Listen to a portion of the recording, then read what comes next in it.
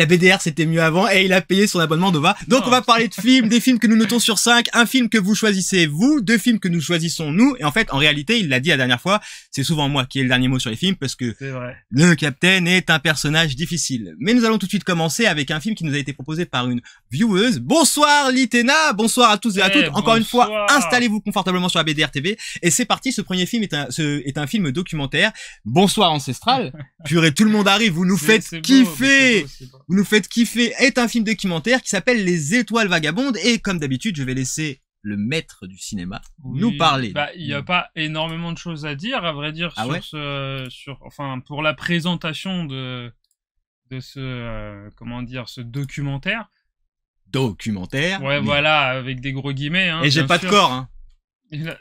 Ah oui, ça, il a un t-shirt vert. C'est génial. Alors, attendez, je vais vous mettre tout de suite le petit casting qui va bien. Hop là, voilà. Donc, hop. Donc, Les Étoiles Vagabondes, sorti en 2019, réalisé, scénarisé par Nekfeu, qui a joué dans un film tout de même qui s'appelle Tout ne sait pas, que j'ai vu au cinéma, qui est sympa. Et ouais, si, et aller au scénario aussi. Non, c'est un mec, je crois.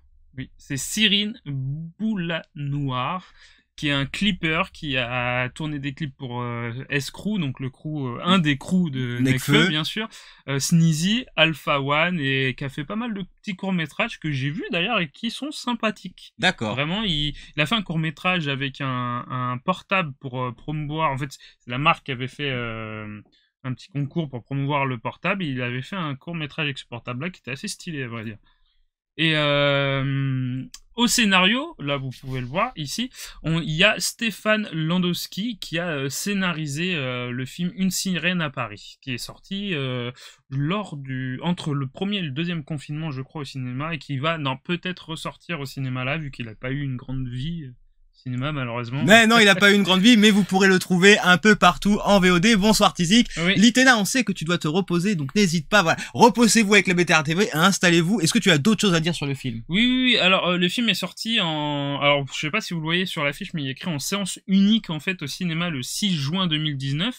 Et c'était pour promouvoir son album, tout simplement. Sur l'affiche, il est écrit « Nouvel album au cinéma ». En fait, c'est, on va dire, un complément de l'album. C'est une expérience qu'il a fait où il a sorti le film l'album au cinéma, et après ouais, c'est ça, le film est sorti le jeudi soir, séance unique, hein, vraiment il y avait qu'une seule séance dans toute la France, et le vendredi sortait son album. D'accord, ouais, c'était un truc jumelé, mais ça on l'avait pressenti qu'on avait regardé, mais on va venir là-dessus juste après. Et, lors de sa sortie, ça a fait plus de 100 000 entrées, et il avait rajouté d'ailleurs des dates et des salles de cinéma en France, parce que les premières séances étaient vite complètes, étaient réservées très vite.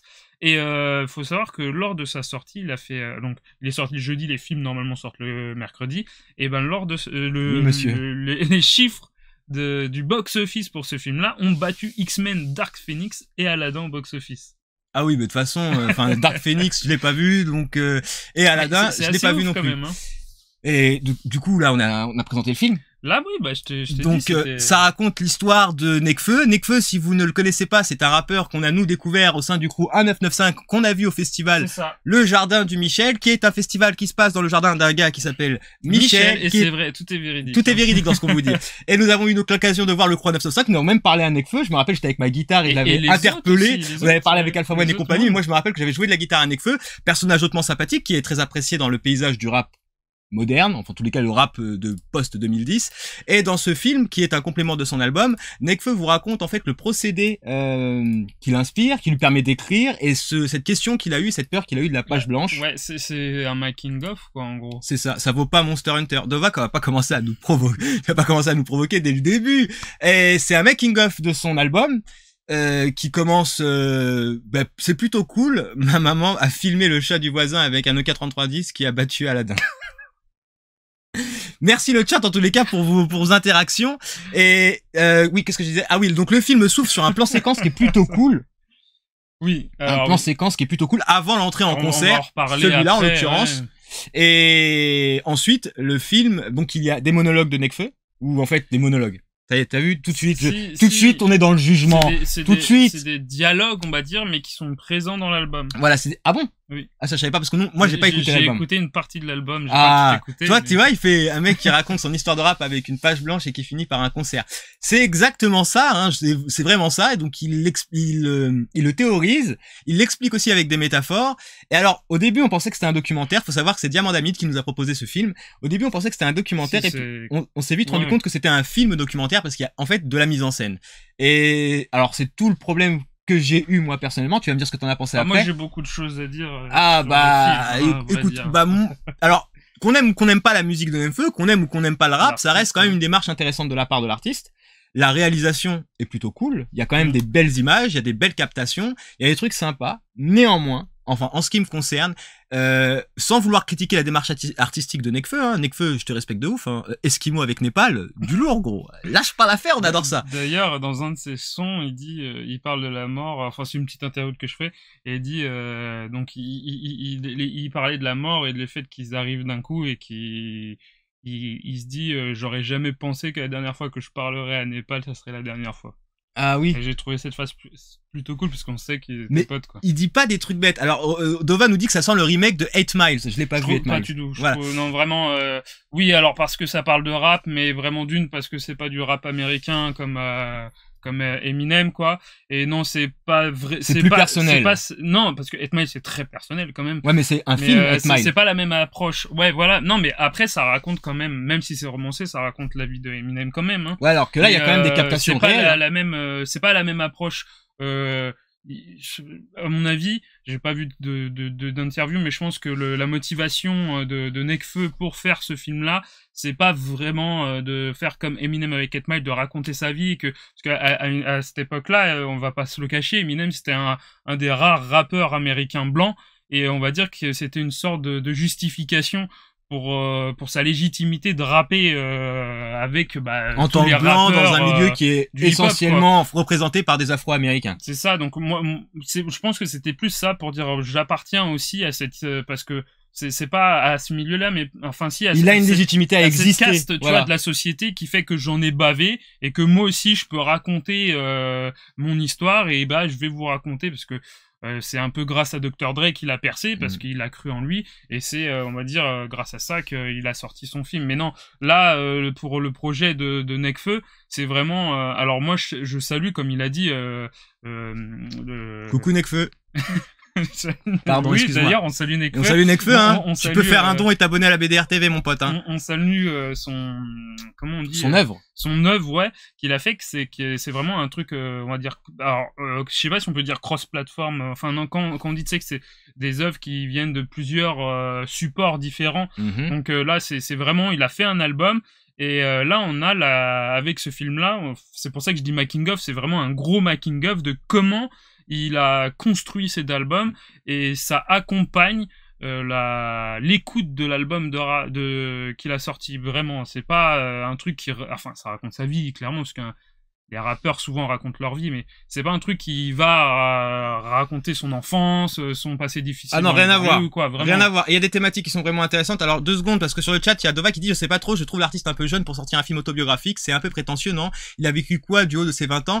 Alors c'est autobiographique, mais tu sens quand même qu'il se positionne dans un temps donné. C'est vraiment, il se base sur le temps où il écrit cet album, c'est-à-dire, en fait, avant cet album-là, il y a eu un vide, une sorte de, tous les artistes qui font un album et qui font une tournée, on le sait pour avoir fait beaucoup de festivals et pour avoir rencontré les artistes, à un moment donné, ça redescend, et il faut se raccrocher à un autre fil pour pouvoir écrire un nouvel album, et lui, en fait, c'est cette démarche-là qu'il explique. Ouais, c'est ça. J'ai bégayé. C'est pas le micro, là, c'est moi. Merci Razdidi d'être là, et il y a Becca Neorial qui nous troll avec la petite musique de Ça fait petite et ça fait vroom. Et qu'est-ce que tu voulais dire d'autre? Moi, je voulais dire pas mal de choses. Pas mal de choses. J'ai découvert Nekfeu, je pense que toi aussi, avec les Rap Contenders. Il y a pas mal de gens qui l'ont découvert avec les Rap Contenders. Qu'est-ce que le Rap Contenders? Explique à ceux qui connaissent pas le Rap Contenders. Les RC, frère. Les RC, frérot, c'est là où... En gros, c'est... un garage, des mecs énervés, la tease, et on se clash. Voilà. C'est très sommairement résumé. C'est plein de clichés. Coucou Gérald Darmanin, n'oublie jamais de me ficher S. Et qu'est-ce que je veux dire? Donc ouais, c'est à peu près ce qu'il a dit, sauf que c'est des clashs en fait où deux rappeurs s'affrontent à, à savoir qui a la meilleure répartie et le meilleur punchline. La meilleure parolier, et puis il y a le public. Alors je sais pas si je me rappelle plus si c'était au départ le public qui votait. Si, je crois que c'était le public. Si, c'est un applaudimètre qui. Ouais, c'est ça, c'était l'applaudimètre au départ. Ouais. Donc et puis après il y a un public et le public vote à l'applaudimètre pour savoir qui a été le meilleur dans les punchs, dans les phases qu'ils ont sorties quoi. Donc et toi tu l'as découvert comme ça. Nekfeu, je viens de là-bas parce que pas mal. Bah déjà à l'époque il y avait une grande fanbase autour de Nekfeu parce que il trouvait qu'il était super fort. Alors il était pas mauvais, mais après à côté t'avais des Voltec et puis d'autres personnes. Voltec, je crois qu'il est venu plus tard, mais il y avait Gizmo. Ouais, non, mais après par rapport à tous ces mecs qui sont arrivés au Rap Contender, Nekfeu il a fait un petit passage quand même dans le oui, bien sûr. Il est pas énorme, mais c'est comme ça qui s'est fait connaître. Après, moi je l'ai vraiment écouté dans un 995. Je pense que le concert aux Arts Michel, c'était n'importe quoi. C'était cool, mais pareil, dans le collectif, c'était pas mon préféré, hein. Il y avait, Jazzy Bass, je crois, ou un truc comme Alpha ça. One, Jazzy Bass. Que j'aimais bien, que j'aimais plus. Puis après, il y a eu le S-Crew que j'ai pas du tout écouté, j'ai pas du tout. Je sais pas, toi, si t'as écouté le S-Crew. Pas du tout. Moi, quand j'ai vu, en fait, je savais que c'était son crew, mais quand je l'ai vu dans le film, tu vois, j'ai pas tilté plus que ça. Et même Dooms, c'est un des mecs qui rappait avec lui sur scène et tout, je savais pas du tout, tu vois. Dova, t'inquiète pas, donne ton adresse pour le colis et les Mabrouk. Ça va venir bientôt, puisque aujourd'hui, on souhaite une bonne fête, bien évidemment, à tous ceux qui fêtent l'Ascension et aussi à ceux et celles qui fêtent la fin du Ramadan, et bien sûr, et celles et ceux qui ne fêtent, qui n'ont pas de raison de fêter quoi que ce soit, mais qui que vous soyez, quelles que soient vos croyances, on vous souhaite, quoi qu'il arrive, d'être heureux, et que ce jour de fête puisse nous unir, bien que la désunion, voilà. Mais ça, on va y revenir après. Qu'est-ce que tu voulais dire d'autre, toi, donc, moi, je l'ai découvert comme ça, mais je suis pas un grand fan de Nekfeu, vraiment. Et, j'ai pas écouté beaucoup d'albums.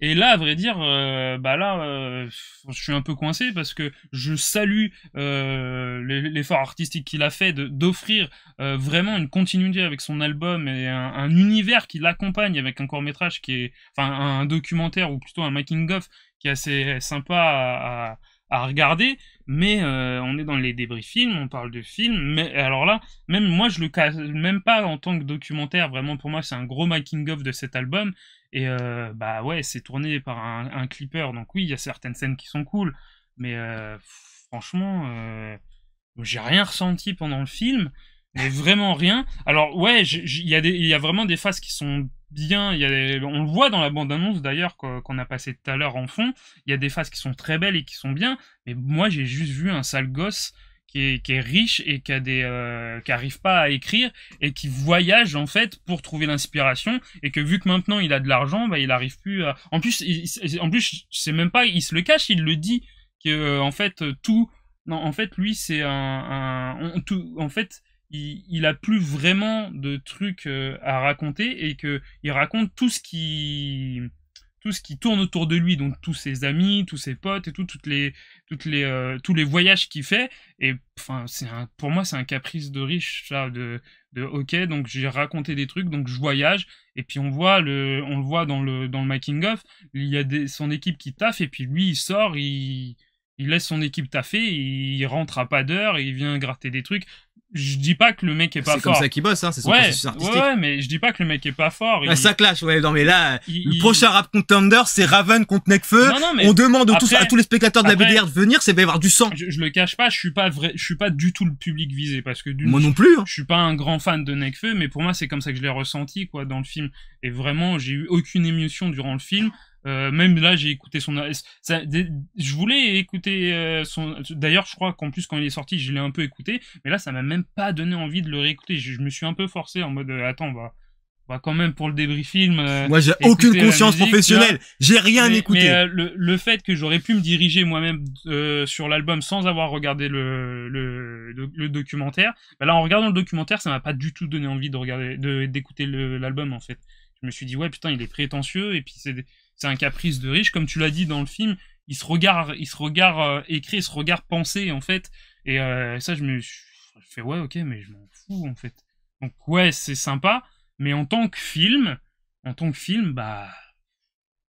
c'est pas vide, c'est méchant de dire ça, mais ça me parle pas du tout en tant que film. Ça, y a rien à voir là-dedans, quoi. C'est tout le problème en fait qu'on a avec, en fait, moi je pense, après je ne sais pas toi, parce que là c'est vrai que t'es plus ouvert musicalement que moi. Au niveau du rap, j'ai une, comment dire, j'ai une certaine préférence. C'est-à-dire que pour moi, le rap, il est clairement défini dans ma tête, et pour ceux qui m'accompagnent au quotidien le savent, que je suis quelqu'un d'extrêmement difficile sur les musiques, en tous les cas sur le rap, les choses que j'aime bien. Et le rap, pour moi, a une réelle signification et sociétale, et je ne veux pas du tout dénigrer Nekfeu et tous les artistes qui ont suivi, Orelsan, L'Homme Pâle, mais ils se retrouvent dans une démarche artistique dans laquelle je ne me reconnais pas, ou en tous les cas, je ne reconnais pas le rap. Mais on s'en fout de mon avis. Mais c'est vrai que voir Nekfeu au début, je pensais que c'était un documentaire réellement, et les choses que j'ai aimées dans le film sont les captations du réel, quand il rencontre des musiciens à travers le monde. Mais encore une fois, qui peut se payer ce luxe-là? Alors là, pour le coup, je veux pas faire le lien entre son projet artistique et l'image que j'aurais du rap, parce que du coup, ce serait presque lui enlever la légitimité qu'il a en tant qu'artiste de le faire.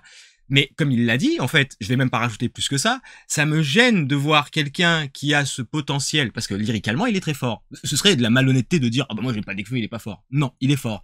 Mais, enfin, c'est pas, il y a pas que des caprices. J'ai l'impression que même les métaphores m'ont perdu, parce qu'il écrit très bien, il écrit beaucoup avec des allitérations, enfin avec comment on dit, quand j'ai oublié.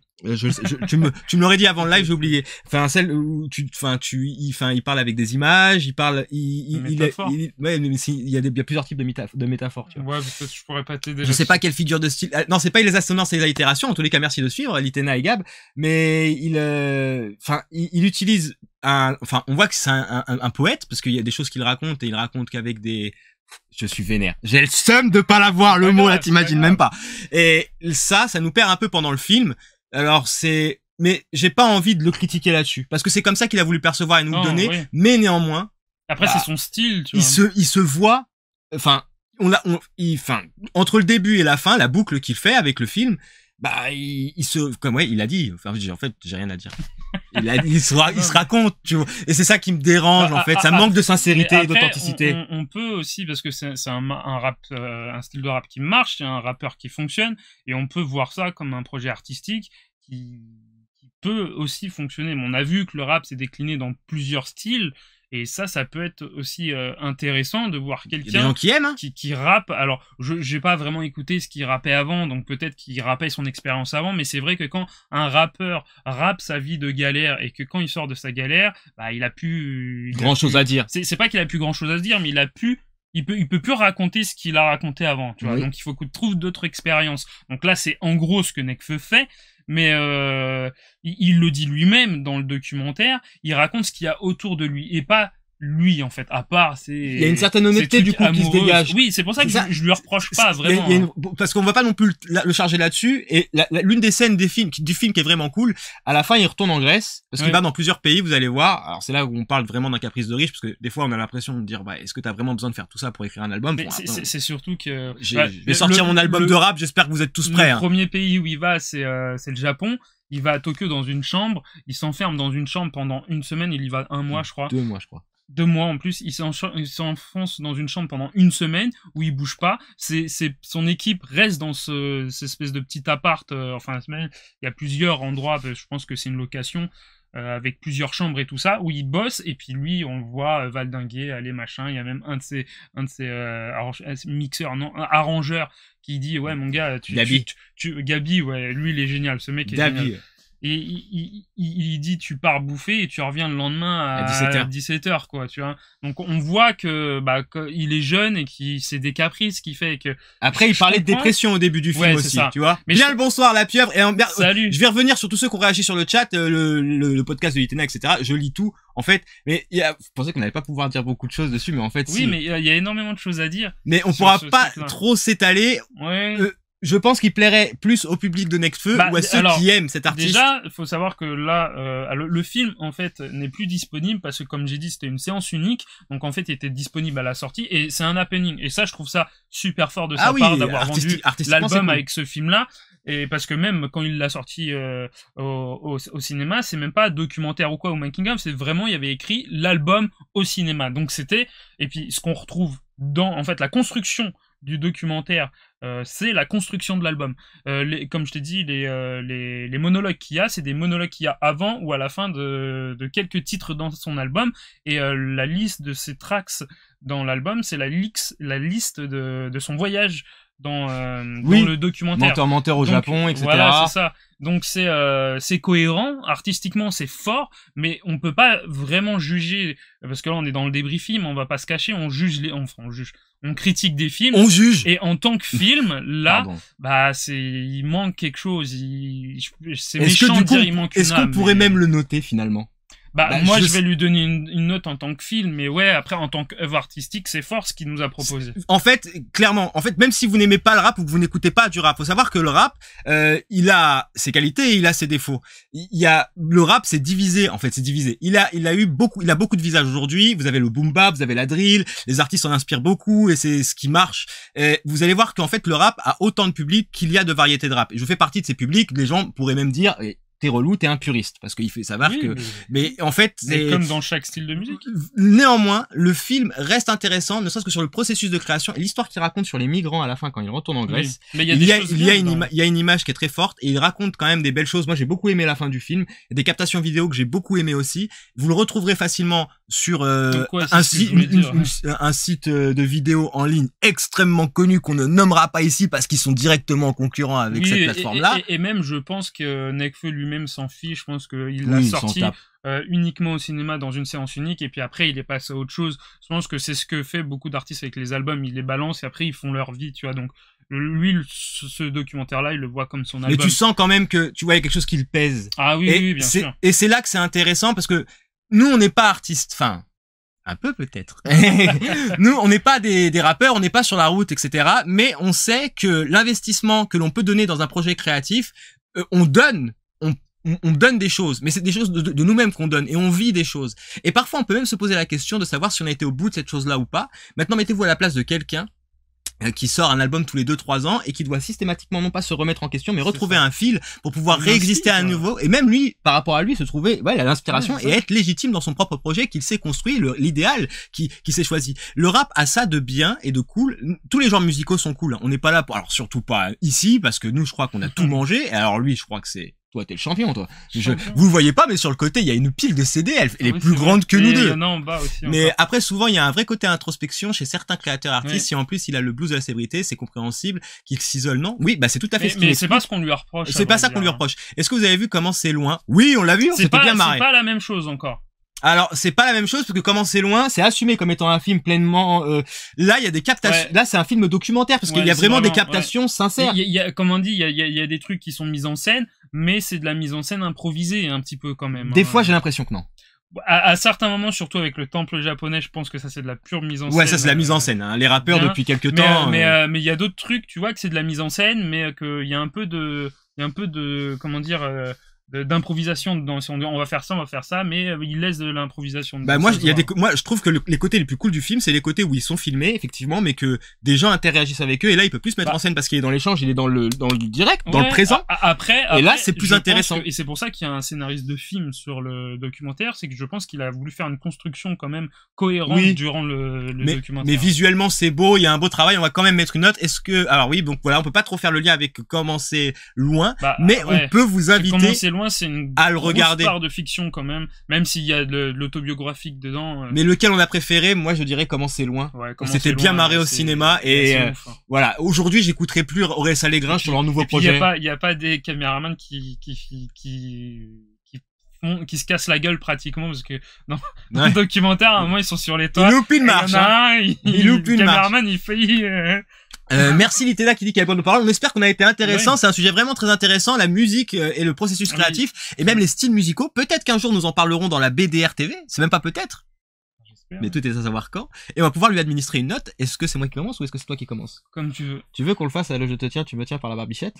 Quoi? Ah non, mais j'ai pas de barbichette, tu ne peux pas.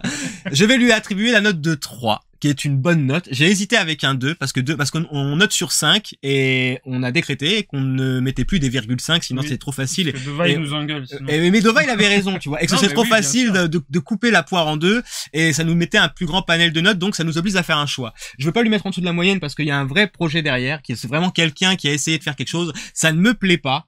Enfin, l'univers qu'il défend et le personnage qu'il est, j'y adhère pas, bien qu'il y a des sons de lui que je trouve exceptionnels. Eskimo, si vous avez l'occasion de l'écouter avec Népal, il est vraiment ouf ce son, et la partie de Nekfeu est vraiment dingue. scooter des neiges en Y. Enfin, excusez-moi, je vais pas partir en live, je vais pas vous lâcher un petit freestyle, mais il prend un 3 sur 5 et moi, je lui mets un 2 parce que, comme j'ai dit, on est dans le débriefing, on nous l'a conseillé en tant que film. Necfeu clash avec Raven. Non mais après, attention, moi c'est vraiment parce que moi j'ai pas accroché. J'ai regardé les commentaires sur internet et en dessous le film parce que était disponible sur une plateforme où il pouvait y avoir des commentaires et même quand vous allez halluciner et tout ça, les commentaires des fans ils ont adoré. Ah oui, les fans sont conquis. Si vous aimez Nekfeu et si vous aimez ce style de rap, je pense que c'est quelque chose qui va vous parler, qui va vous donner envie d'écouter l'album. Si vous êtes malheureusement curieux, ça n'a pas allez-y. fonctionné. Parce que moi j'ai été curieux, j'ai pas non plus passé un mauvais moment. Non, je dis pas ça, je dis vraiment que ça m'a plus fait aimer le style de rap que je valide. Et nous allons donc pouvoir passer tout de suite au deuxième film. Le deuxième film qui est un film qui est sorti cette semaine, je crois. Oui. Qui est Oxygène. Un film qui va vous apprendre à respirer. Correctement. Et je laisse Raven faire la présentation. Je sais pas si ça va vraiment nous apprendre à respirer correctement. Désolé, je suis un emmerdeur. Ça va parler des respirations, bien sûr. Donc, Oxygène, c'est une radio. Oxygène, on l'a au cinéma. Les cinémas vont bientôt réouvrir, excuse-moi. Oui, putain, ça c'est fou. On a hâte. On ne spoile pas, rappelez-vous, tous les films dont on parle, on ne spoile pas. Donc on ne spoilera pas là-dessus. Alors on va raconter le scénario du film quand même. Très succinctement, je vais faire ça. On va essayer de pas trop spoiler normalement. On divulgage pas. Coucou les Québécois. Il s'appelle R au Québec. Alors vas-y, je t'en prie. O2 R, il s'appelle? Non, je sais pas, je dis des conneries parce qu'ils ont toujours des titres débiles. Parce que le titre normalement c'est O2, mais on y reviendra. Donc sorti en 2021 ou alors il y a quelques jours, j'ai pas la date exacte, mais il y a quelques jours sur Netflix, réalisé par Alexandre Aja. Donc vous voyez ici, Alexandre Aja, c'est qui? C'est le réalisateur du remake de La Colline à des yeux, de Horn, scénarisé par le fils de Stephen King, et de Crawl, qu'on a vu au cinéma avec Kaya Scodelario. Ouais, magnifique film, génial. Il est cool. Scénariste Christy Leblanc, dont c'est le premier film, je vais en reparler après. Il y a au casting Mélanie Laurent qui a réalisé Galveston, qui joue dans Insaisissable et dans Six Underground. Et Harry Potter, tu l'as pas mis. Et Six Underground qu'on a filmé. C'était notre... joue dans Harry Potter. Ah bon? Non, c'est peut-être pas elle. Je pas là, par contre. Je m'en souviens pas. Ah non, c'est peut-être pas elle alors. Ça se trouve, j'ai dit une connerie. Je pensais que c'était Fleur de la Cour dans Harry Potter. Ah non, c'est une autre actrice française. Non mais désolé, Mélanie, ne m'en veux pas. Comment elle s'appelle? Elle joue dans la série Tunnel sur Canal+. Non, c'est pas elle. Désolé. Désolé pour tous les fans d'Harry Potter qui sont en PLS. Oui. Et regarde, j'ai des chaussettes Harry Potter. Mais non! Incroyable! Il a des chaussettes. T'as bien voulu voir, je monte mes chaussettes à l'écran. Alors, je t'en prie, continue. Donc oui, alors Mélanie Laurent, donc comme j'ai dit, qui a joué dans Six Underground, qu'on a filmé. On a filmé le premier? Le premier. Débriefing. Oh là là. C'était il y a 8 ans. Je vais en pleurer. On n'avait pas le permis, on était au lycée, on passait le bac. Ah oui, non, c'est Clémence, pardon. Clémence, oui, ouais, c'est ça. Clémence, je sais plus quoi d'ailleurs, mais oui, c'est ça. Donc là, je passe à Mathieu Amalric parce que on va dire que c'est un huis clos le film, donc il y a principalement 2 acteurs dedans, un autre qu'on ne voit pas. Mathieu Amalric fait une voix dans le film. C'est un réalisateur, il a joué aussi dans Le Grand Bain, très bon film si vous voulez le voir, dans la série Bureau des légendes qui est sur Canal+, et dans le film Sound of Metal que j'avais présenté dans une émission de la BDR TV et qui va bientôt sortir, peut-être en VOD, peut-être au cinéma, on sait pas ça c'est le mystère. Coucou Roselyne Bachelot, si tu nous regardes, dépêche-toi, on craque. Elle a joué dans Dick Henneck, Mélanie Laurent. Et il y a Malik Zidi qui a joué dans Le Secret de la Chambre Noire, film français réalisé par un japonais, c'est incroyable.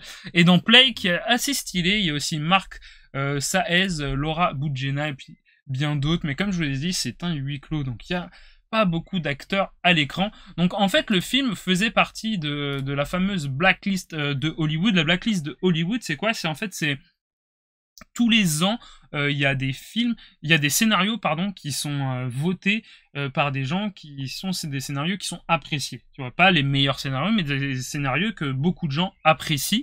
Et en fait, ils sont rangés dans cette blacklist et c'est des films qui n'ont pas trouvé de production. En fait. D'accord.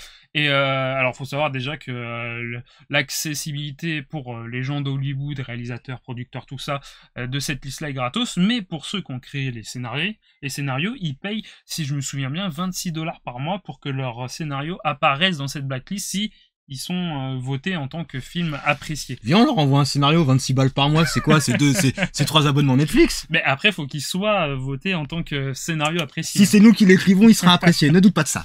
Et en fait, ce scénario-là, c'est pour ça qu'en fait c'est son premier film. C'est un scénario qui fait partie de cette blacklist-là. Et quand on l'a proposé à Alexandre Aja, c'est pas lui qui devait le réaliser, c'était un autre réalisateur français qui est aussi situé aux États-Unis. Ça devait être une production américaine. Malheureusement, Covid oblige, ils ont pas pu le faire aux États-Unis, donc Alexandre Aja a réécrit et reproduit le film en France, donc c'est un film français. Ok.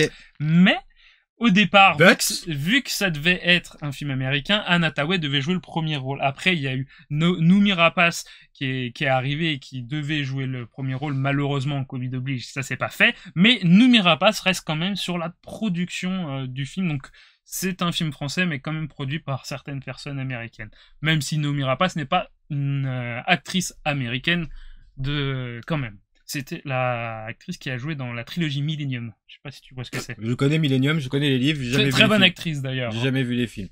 Et là, du coup, je peux présenter le film. Tu peux présenter. Alors, c'est un huis clos. Mélanie Laurent, après Six Underground, a dû casser les pieds à tout le monde, donc on a décidé de l'enfermer dans une boîte et de l'envoyer quelque part. Je ne vous dirai pas où. Et voilà. Fin de l'histoire. En fait, oui, c'est un huis clos avec un personnage mystérieux, donc interprété par Mélanie Laurent, qui se réveille dans une boîte et dans un question de cryogénisation. Dans un question de cryogénisation, et elle ne sait pas ce qu'elle fait là. Et tout le long du film, donc les 1h40, elle va devoir comprendre et trouver des réponses sur le pourquoi elle est enfermée et qui elle est, et ce qui se passe. Enfin, il y a beaucoup de questions qui vont se poser à elle. Et pour ce qui est du reste, on va plus parler, je pense, de la mise en scène que de l'histoire, parce que vu que c'est un huis clos et que l'histoire tient à des dialogues, on va pas trop en raconter. On va juste parler réellement de la mise en scène. Je pense qu'on va s'attarder plus là-dessus que sur le reste, peut-être le jeu d'acteur, hein, mais pas sur, en tous les cas, l'histoire. C'est l'histoire d'un mec qui fait la critique de Monster Hunter et de Rage. Il a montré ses chaussettes à ses viewers de délire. Ce serait vraiment génial, ça, comme scénario. Alors, ce film, au niveau de la mise en scène, j'applaudis la prouesse de Aja. Ouais, il avait déjà fait un huis clos, son dernier film était un huis clos. C'était un huis clos à ciel ouvert, si on peut dire. Dans une maison, hein. Ouais, mais si ta maison elle a un ciel ouvert, il y a une grosse partie qui se passe dehors aussi. Oui, c'est vrai. Crawl, mais là l'espace est beaucoup plus restreint. Ouais, là, seulement. Si vous avez vu, c'est un appart à Paris, hein. C'est Buried, Buried, je crois que c'est ça qu'on dit. Je sais pas, j'ai pas vu. Le film Buried avec l'acteur qui joue Deadpool, j'ai oublié son nom. Ryan Reynolds. Ryan Reynolds, c'est ça. Et c'est un peu le même délire. Voilà. Et la mise en scène, alors franchement, bravo à lui. Ouais. Parce que même Mélanie Laurent, très bonne actrice. Ah, moi j'adore. Parce qu'il fallait tenir tout le long du film, qui fait 1h40, ouais. où elle est seule, enfin finalement, parce qu'il y a plusieurs angles de caméra, hein, parce que bien sûr c'est pas que vous le voyez, vous l'avez vu sur la bande-annonce, il utilise plusieurs axes pour la filmer. Ouais. Même elle, apparemment, ça a été très technique pour elle, hein, de s'enfermer et de jouer la comédie seule. Si vous êtes claustro, ça a beaucoup marché avec moi au début du film, plus trop sur la fin. C'est parce qu'après on voit la caméra virevolter dans ce caisson-là et on devine que c'est un film, donc on devine quand même que c'est pas non plus super enfermé, et il arrive à prendre de la distance avec sa caméra sur le caisson, donc ça devient un caisson un peu grand quand même au bout d'un moment. Oui, voilà. Il y a plus cette impression d'enfermement. Exactement, il y a plus cette impression d'enfermement, de cloisonnement. Alors est-ce que réellement le but du réalisateur, même si c'est un huis clos, il y a des thématiques qui sont abordées dedans, on va pas les développer parce qu'encore une fois on veut vous laisser la surprise cette histoire, parce qu'encore toujours pareil, un huis clos, tout repose sur le scénario.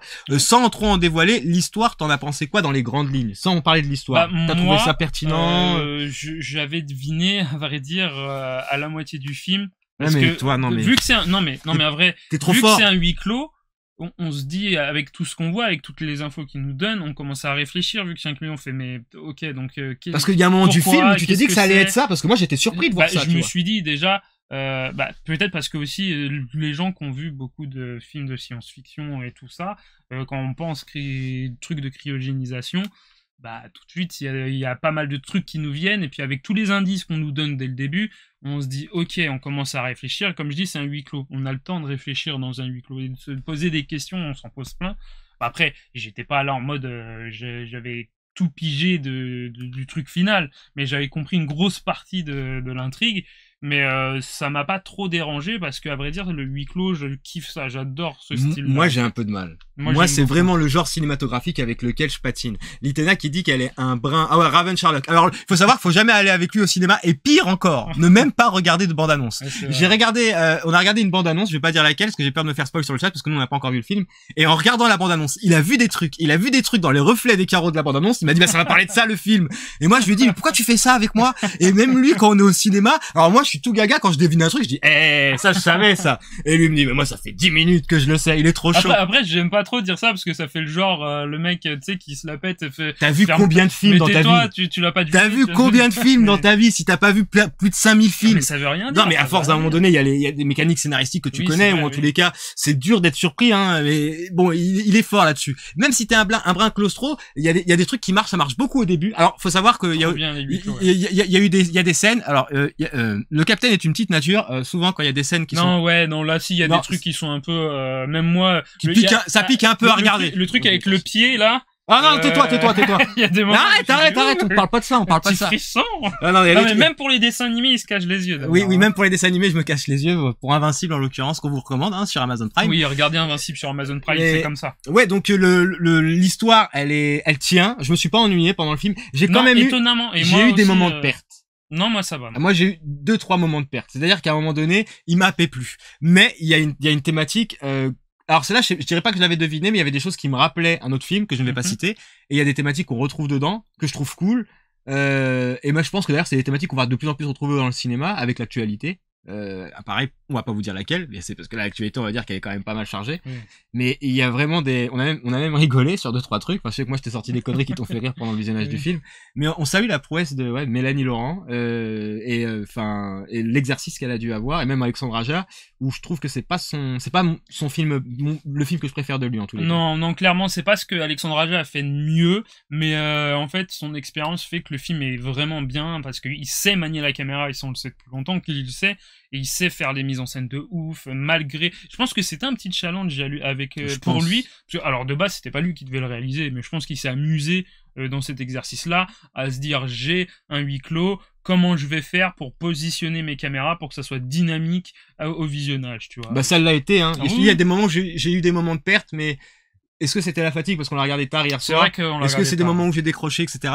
Je ne sais pas. On va pas trop parler sur ce film parce qu'on veut vraiment laisser la surprise. Il vient tout fraîchement de sortir. On sait que vous n'avez pas eu, comme nous, beaucoup de sorties dans votre réalité, malheureusement. Et on vous invite donc à aller jeter un coup d'œil puisque Raven lui attribue la note de 4. Et moi, je vais lui mettre un 3.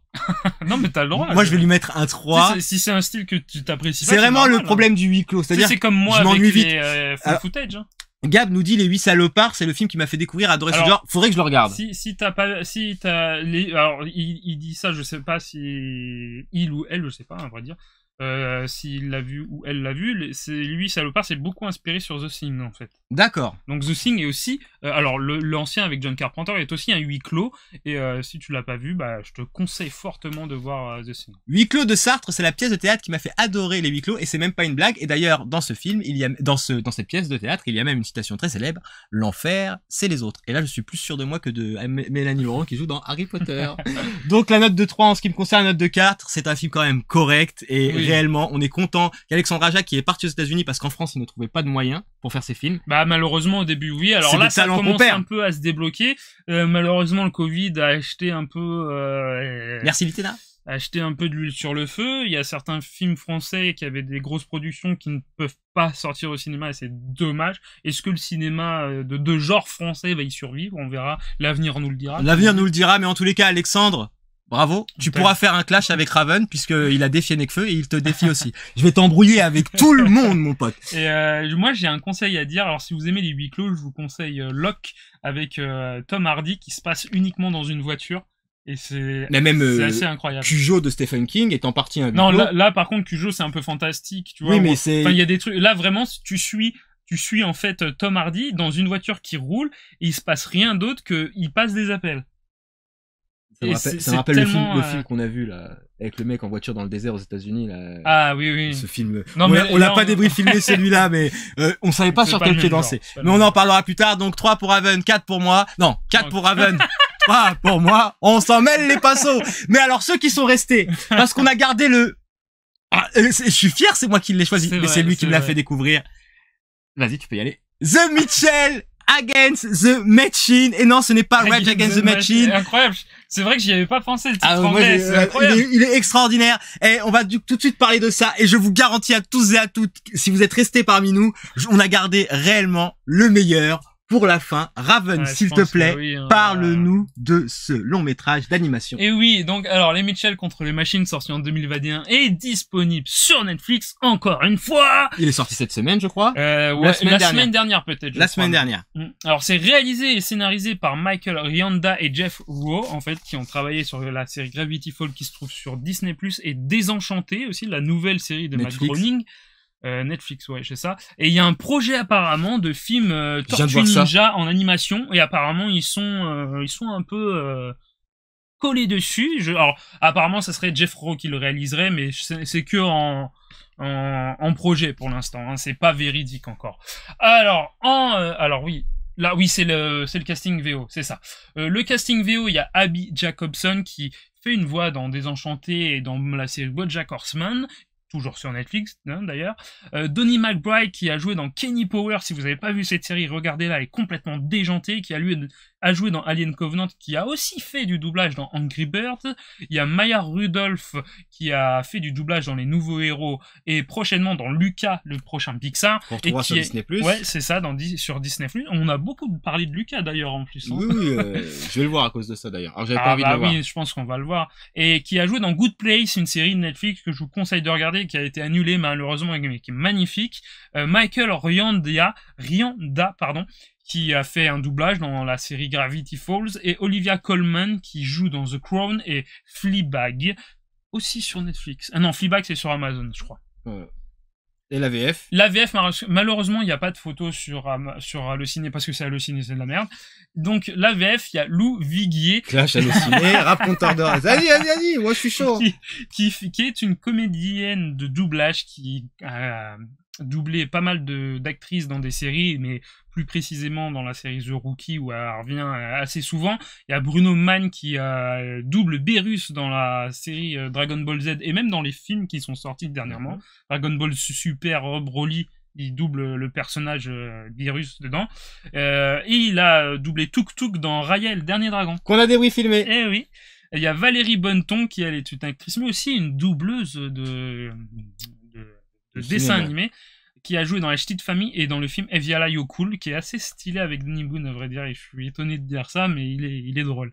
Il y a Alois Ageis Mailleux, qui a doublé dans les dessins animés Yakari, que je n'ai pas vu le dernier Yakari, je voulais le voir parce que c'est un dessin animé de mon enfance, je suis un peu triste, et dans Mon Ninja et moi, et Claude Perron, qui a joué dans Les Rivières Pourpres, la série bien sûr, et Emily in Paris, qui est sur Netflix, et qui prochainement jouera dans le film Big Bug, un projet de Jean-Pierre Jeunet sur Netflix, qui, je pense, on va le regarder parce que ça peut être intéressant. Oui. Vu que tu as vu La Cité des Enfants Perdus, conseillé par Litena, qui est présente sur le chat. Le monde est définitivement petit. Est-ce que tu as d'autres choses à nous dire sur le film? Oui, alors c'est produit, parce que il faut en parler, c'est produit par Phil Lord et Christopher Miller, donc qui ont réalisé Les Tempêtes de boulettes géantes, 21 Jump Street, Lego le film, et scénarisé Spider-Man New Generation, et qui sont aussi sur la série Love, Death and Robots sur Netflix, et qui, je pense, c'est grâce à eux qu'on a énormément de films d'animation qui sont super cool de la part de Sony. Alors, là, je peux y aller? Oui, tu peux y aller. Est-ce qu'on va... Là, laisse le truc parce qu'il faut que je vois... Enfin, tu peux l'enlever sur l'écran. Je vais juste mettre la bande-annonce. Oui, tu peux mettre la bande-annonce. Alors, les Mitchell contre les machines. Et on est content que vous soyez restés jusque-là. Parce que très sincèrement, quand on regarde un film d'animation, très souvent, les gens ont des a priori en disant que c'est pour les enfants. Et bah, vous prouvez que non. Et ce film-là est une masterclass, clairement. Et donc, du coup, ça vous laisse deviner la note que je vais lui mettre. Mais très sincèrement, vous allez voir pourquoi.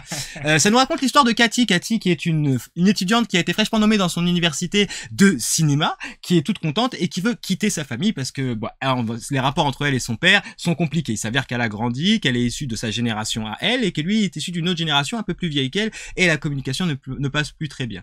Et entre deux se trouve son petit frère et sa maman. Et elle décide du coup de partir, donc elle va partir à l'autre bout du pays, en Californie. Et son papa, pour recoller les morceaux et raffermir les liens qu'il avait avec sa fille qu'il a vu grandir, décide de l'emmener en voiture, d'annuler son billet d'avion et de traverser tout le pays avec elle, ce qui ne l'enchante pas. Sauf qu'au moment où il prend cette décision, il s'avère qu'un mania de l'informatique qui ressemblerait presque à Elon Musk et Apple et Apple décide de lancer une gamme de robots qui est là pour faciliter votre vie. Sauf qu'il va y avoir on va dire un couac qui va faire que les robots vont foutre le pays à sac et même le monde, parce qu'il y a même une scène à Paris, et du coup il y a une apocalypse de robots qui se déclenche au moment où ils effectuent leur voyage. Et bien évidemment ce voyage va révéler beaucoup de choses chez tous nos personnages, et je ne vais pas rentrer plus en détail sur l'histoire que je viens de vous conter, et on va parler de tout ce qu'il y a autour. Et je vous assure et je vous garantis que si vous êtes resté jusque là, c'est l'un des films dont je suis le plus impatient de vous raconter ce qu'il nous a fait. Mais je vais commencer. Vous êtes pas les premiers à dire ça. Du coup le film m'intrigue. Alors, je vais te laisser commencer. Toi, oui, alors j'ai envie de rebondir sur le fait que c'est une firme qui ressemble à Apple ou comme t'as dit Elon Musk, qui crée un robot pour aider les humains. Et ça, c'est un scénario qu'on a vu dans beaucoup de trucs. Mais c'est ça, oui, et puis dans plein d'autres. Et dans Tempête de boulettes géantes 2, produit par Phil Lord et Miller, qui est aussi produit par le Sony Animation. Étrangement, c'est ça qui m'a un petit peu chiffonné, mais c'est pas très grave. Mais là, c'est très bien amené parce que ça se moque un petit peu de ça. Ça dit, oui, donc j'ai construit des robots et tout pour vous aider, mais vous inquiétez pas, ils vont jamais devenir méchants. Et juste après, c'est fini. La roue tourne et tout le film démarre. Et j'ai trouvé ça plutôt marrant du fait que c'est quelque chose qu'on connaît. Tu vois, c'est quelque chose en fait qu'on sait. Quand il y a une machine robotique comme ça, Matrix, tout ça, qui est là pour aider les humains et qu'au final, devient... Ça, c'est un parfait exemple, hein. Ça, voilà, devient la chose mauvaise. C'est quelque chose qui est, on va dire, rentré dans la pop culture, dans ce qu'on connaît. Donc, ils perdent pas de temps sur ça et c'est direct. Enfin, j'ai trouvé cette touche d'humour super intelligente, en fait. En fait, de toutes les manières, c'est le côté dramatique du film. Mais c'est pas que ça qui est génial dans le film, les personnages. Oui, non, mais la construction des personnages. Stop, on va même pas parler des personnages, on va parler juste du style graphique. Alors ça c'est fort parce il est ouf. C'est grâce justement à Phil Lord et Miller, Christophe Miller je crois.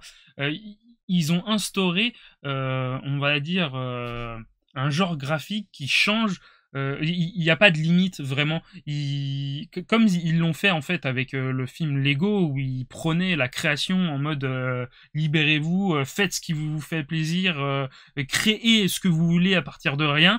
Et c'est un peu ce que je vois quand on voit Spider-Man Next ou New Generation, où on voit déjà que dans Spider-Man, les graphismes, c'est pas quelque chose qu'on a l'habitude de voir. Dans Love, Death and Robot, où il y a plein de styles graphiques différents et des trucs où même on n'a jamais vu, je pense, en animation. Et là, encore une fois, un style graphique qui détonne parmi les Disney, les Pixar ou autres studios d'animation. Rien à voir. Ce truc-là est juste, mais déjà, c'est beau. Il y a une âme. C'est dynamique. C'est coloré. Et alors, déjà, c'est un plaisir à regarder. Rien, absolument rien au niveau du style graphique ne vous laissera indifférent. C'est une explosion de couleurs, et alors à voir sur des écrans en 4K ou même au cinéma, et au cinéma ça aurait été complètement dingue. Mais là on vous parle juste que de la charte graphique qui déjà va vous choquer la rétine, mais pas que. Les personnages, la construction de tout, et quand je dis tous les personnages, c'est tous les personnages. Il n'y a pas un seul personnage qui est laissé de côté, même pas le chien. Il y a un chien qui est un peu débile, attention, avec tout le respect que j'ai pour les chiens, d'ailleurs si vous nous regardez les chiens, coucou, ou waf waf, parce que je parle aussi.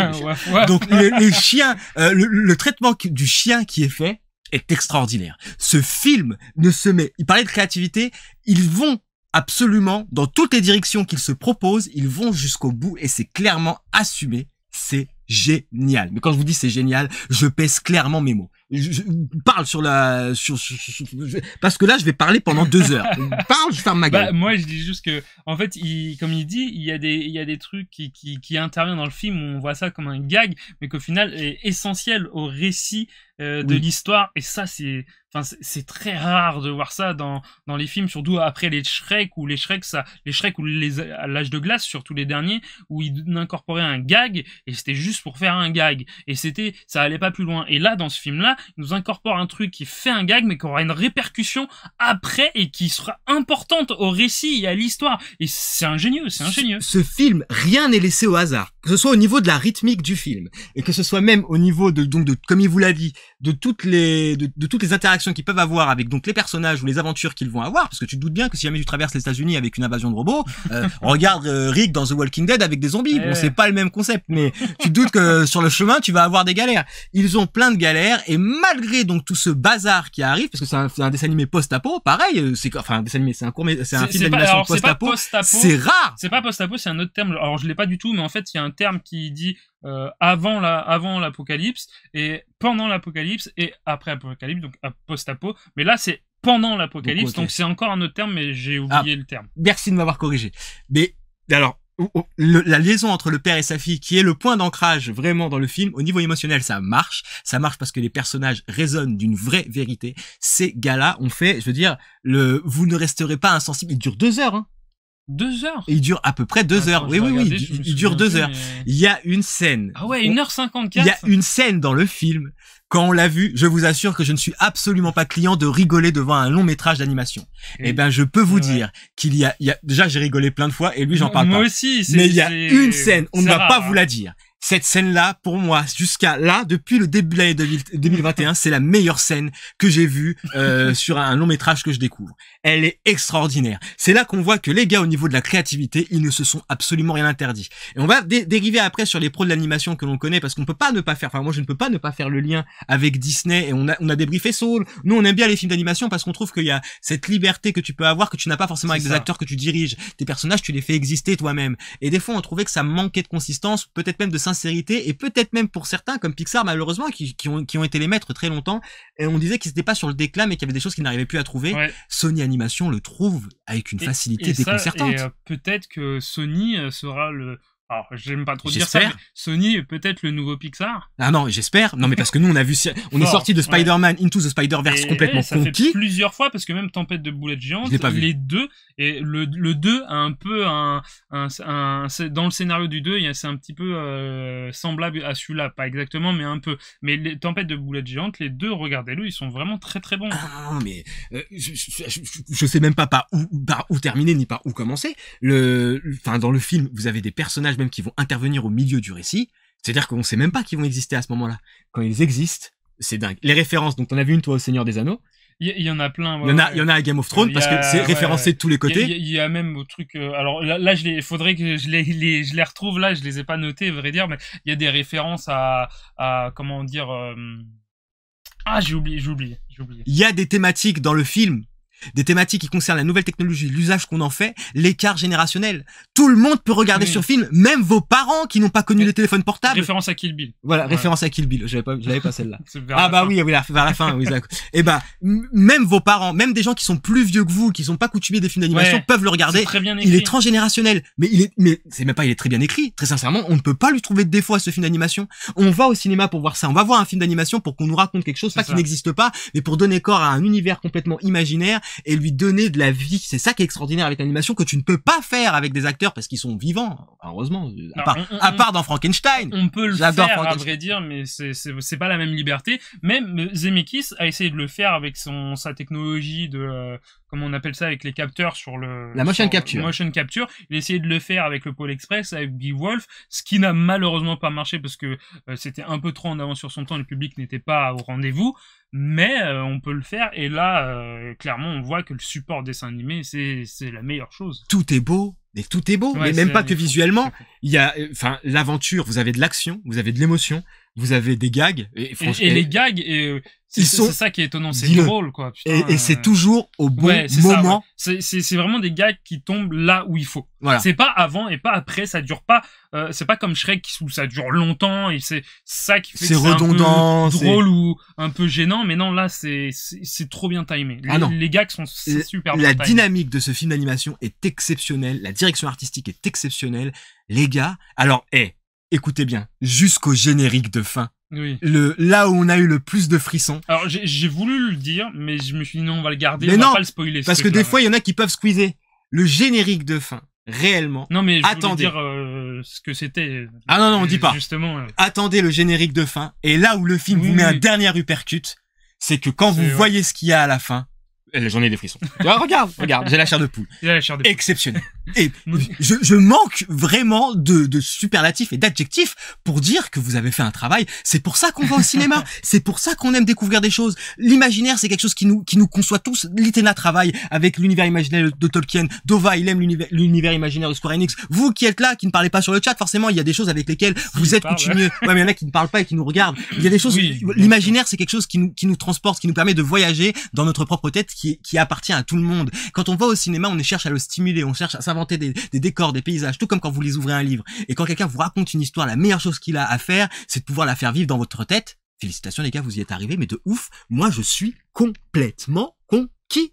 Mais de dingue. Genre, pour moi, c'est les patrons des films d'animation à l'heure actuelle. Ils ont détrôné Pixar et Disney. Disney, on leur reprochait. Tu leur reprochais quoi, toi, Disney? C'était un peu lisse, c'est un ça, peu facile. Ils prennent pas de risques. Et Disney, c'est les premiers qui sont tombés là-dedans. Après, Pixar les a suivis, malheureusement. Enfin, Pixar les a suivis. On attend Lucas. On va voir Lucas. Avec, si vraiment ils ont pris aussi ce chemin-là, malheureusement un peu à cause de Disney. Mais là, la force de Sony Animation, parce que c'est pas Sony tout seul, c'est vraiment Sony Animation, c'est d'avoir des auteurs et des créateurs de ouf derrière, quoi. Et ils vont jusqu'au bout de tout. Ils ne se limitent pas. Ils disent on va faire ça et on va y aller les gars. Leur réunion devait être exceptionnelle. Incroyable. Mais vraiment la scène du film dont je t'ai parlé hier, quand je l'ai vu, parce qu'à un moment donné, on voit que les personnages vont quelque part et moi j'ai dit mais pourquoi ils vont là? Et tu sais, tu vois que la caméra s'arrête sur le truc. Il y a même un lien avec le cinéma dans le film et ça je viendrai après. Et il y a même là c'est une référence à Zombie de George Romero. Oui, mais quand ils vont, à un moment donné, ils vont à là, je voulais même pas le dire ça, tu vois, pour pas spoiler. Mais quand ils vont là, je me dis, mais pourquoi tu vas là? Et quand je vois le truc, je dis, mais c'est extraordinaire. Et alors, quand il y a la relation de cause à effet qui donne ce qui se passe, je dis, mais à ce moment-là, je suis à côté de lui et je lui dis, je vais vous le dire après, la note que je vais lui mettre, mais alors, on a terminé avec Monster Hunter la semaine dernière, on l'a détruit. Ah, là, c'est à l'opposé. Là, c'est complètement à l'opposé. Mais les gars, mais s'il vous plaît, mais ne vous arrêtez jamais. Donnez-nous ça. N'ayez pas peur. Foncez, les gars. Quand vous avez un projet en tête, allez-y. Allez-y, on a la chance de fréquenter des gens. Lui, en l'occurrence, il en fait partie. Lui, quand il a un truc en tête, il va jusqu'au bout. Les trucs de la BDR que vous avez vu dans les courts-métrages, les trucs qui marchent, etc., on travaille à deux. Il y a des trucs que lui-même, il a inventé. Enfin, je veux dire, le concept de réalité, c'est ça, se créer sa propre réalité, savoir la partager aux autres. Ils ont tout bien fait, les mecs. Ils ont tout compris au cinéma. Disney, vous avez tout à apprendre. Et Pixar, on est désolé pour vous, mais franchement, je ne peux pas dire autre chose. Bravo, les mecs. C'est exceptionnel. Que vous soyez un adulte, un enfant, que vous soyez vieux, que quelles que soient, les thématiques sont intelligentes, les personnages ont du fond, l'histoire est exceptionnelle bien que classique, mais c'est pas grave, on peut vous montrer que même avec une histoire dite bateau, on peut sortir des choses exceptionnelles. Merci, j'avais l'impression d'avoir 12 ans quand je regardais le film. C'est que ça a fonctionné. Alors, je vais te laisser quand même le mot de la fin sur le film. C'est toi qui vas te Non, moi je pense que je vais rien rajouter sur le film, hein. On a tout dit. Hein. On a tout dit. Et quelle note tu lui mets? Moi je lui mets un 5. Moi je lui mets un 10. Moi je lui mets un 10. Vraiment, ne jugez pas l'œuvre à sa couverture, laissez-vous tenter et allez-y les yeux fermés. C'est vraiment une très belle aventure que vous pourrez vous octroyer à vous, vos proches. Vraiment, ne boudez pas votre plaisir. Moi, je suis complètement fan. Et on va pouvoir faire une rétrospective du coup de... Oui, alors juste avant, je vais dire Ancestral. En avant, on l'a vu, on l'a pas débrief filmé par contre. Mais oui, on l'a vu. On peut dire vite fait ce qu'on a pensé de en avant. On a été... Déçu. Pour ma part. L'univers de Pixar était génial. Et on trouve que c'est pareil, en fait Pixar se concentre beaucoup sur son récit. C'est pas qu'il l'intellectualise, mais des fois j'ai l'impression qu'à trop vouloir raconter quelque chose et le faire parfaitement bien, il se limite avec le panel créatif qu'ils ont, ce qui fait qu'on n'arrive pas à saisir toutes les émotions, enfin en ce qui me concerne, hein. Je sais pas ce qui moi pour moi en avant c'est une bande annonce à des suites qu'ils voulaient faire. C'est ça, je sais même pas ce que ça donnerait par la suite, mais on est les premiers tristes. Disney comme plein pour Pixar, on débrief souvent des films d'animation. Moi je suis le premier triste quand j'en vois un qui me fait pas grand chose, ou il me manque ce truc qui nous fait vibrer. C'est dans le top 3 des meilleurs films que j'ai vus cette année. Il y a Les Mitchell contre les machines. Et on souhaite un joyeux anniversaire à la chienne de Litena. Je voulais le dire à la fin quand j'allais lui faire les big up, mais oui, on lui souhaite un joyeux anniversaire à la princesse. On va pouvoir faire une rétrospective du coup des 3 films que nous avons débrief filmé. Donc en numéro 1, Les Étoiles Vagabonde qui a été réalisé par Nekfeu, qui est un film qui raconte l'histoire de la création de son album. Raven lui a octroyé un 2 et moins un 3. On respecte le processus créatif, bien sûr, mais il y a des choses avec lesquelles malheureusement on n'a pas été sensibilisé. Si vous êtes du public de Nekfeu ou si vous êtes curieux sur le processus créatif, peut-être que ce film éveillera votre intérêt.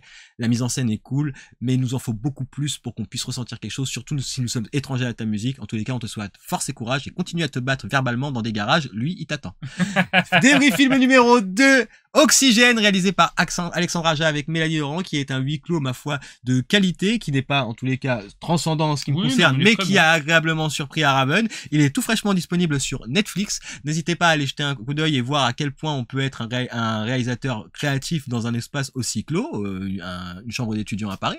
Félicitations Mélanie Laurent, toi, on sait que c'était des expériences étudiantes qui t'ont permis de pouvoir faire ce film dans de belles conditions. En tous les cas, je lui ai attribué un 3 parce que je ne suis pas très sensible au huis clos, mais Raven, ici présent, lui a attribué un 4 sur 5. Donc n'hésitez pas à vous jeter dans l'aventure. Et pour terminer, les Mitchell contre les machines, qui a eu la note de 5 sur 5, très bon élève, qui est venu à tous les cours, qui a réussi ses contrôles. Nous lui octroyons les félicitations du conseil de classe. Nous l'encourageons à continuer, Sony Animation à continuer en cette voie, ainsi que tes créateurs et tous les gens qui bossent autour des projets que vous faites créer. J'attends les prochains avec impatience. Merci de nous donner du rêve, merci de nous faire vibrer. Dommage qu'il ne soit pas au cinéma, mais ne vous privez pas de ça, réellement. Ne voyez pas l'aspect animation, voyez que vous allez vivre quelque chose et une vraie expérience cinématographique. Tout est dans ce film, est exceptionnel. Il a eu la note de 5 et 5. Film, pour moi, c'est un chef-d'œuvre de cette année sur le film d'animation.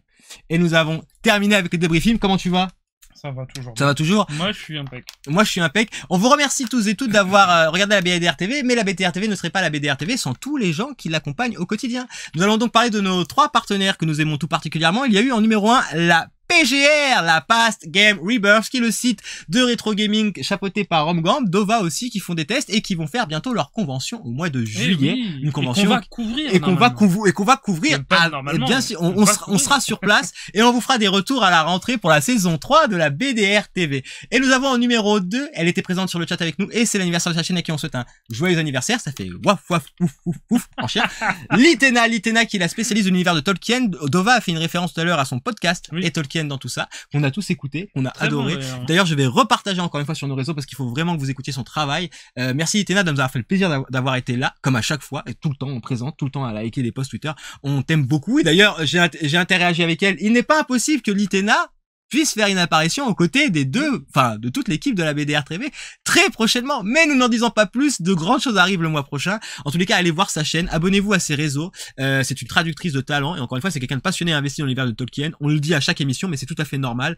Encourageons-la. Allez souscrire à sa chaîne et écoutez tout ce que l'Itena donne, vous prenez. Allez, tout vous prenez.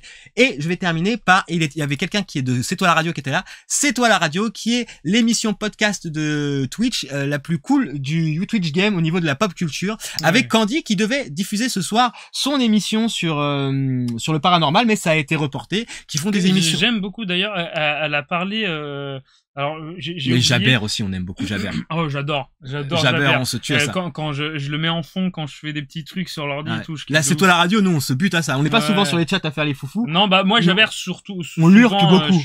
On lurque sur l'Itena et ce truc de musique, je mets en fond et je kiffe de ouf. Et tu voulais parler de Candy? Le truc paranormal, elle a fait découvrir une chaîne, donc j'ai oublié le nom de... Elle aime beaucoup, hein. Ouais, où en fait, ils font des expéditions et tout, et j'adore. La dernière fois, elle était là, et en fait, ils ont demandé aux gens s'ils avaient pas des trucs paranormal de chez eux et tout, et c'était moi j'aime bien ce genre de trucs. Il y a beaucoup de personnalités dans cette radio. Voilà, il y a Mama Paprika, il y a Gab, il y a Jericho, il y a énormément de monde. Et d'ailleurs, il n'est pas non plus impossible que sur la clôture de la saison 2 de la BDR TV, on retrouve l'équipe de C'est toi la radio, on a échangé avec eux. On est très fiers de les avoir, ne serait-ce que là, de les avoir parmi nous, de les connaître, et on connaît tout ce beau monde, enfin à part la PGR, mais grâce à l'Itena. On était ravis en tous les cas de vous avoir eu tous et toutes avec nous. Réellement, c'était un plaisir d'avoir fait ce débriefing. Merci à Raven. Encore merci à toi. Merci parce que moi, s'il y a personne avec qui je regarde les films, je peux pas les partager. Bah moi, s'il y a personne pour me faire découvrir les films, je peux pas en parler parce que cette histoire de la BDR TV, c'est aussi une histoire de copains et je ne serais jamais ce que je suis aujourd'hui devant vous si lui il n'était pas là pour me traîner par les cheveux à regarder des films. Quand il met des films, moi je lui dis arrête de me montrer ça. On est tous le complément de chacun. Voilà, on fait tous partie de l'éducation. On est un tout à la BDR TV. Vous êtes des jeunes de casseurs de réalité talentueux. Est-ce que tu veux dire la dernière chose avant que je rende l'antenne? Chaussettes.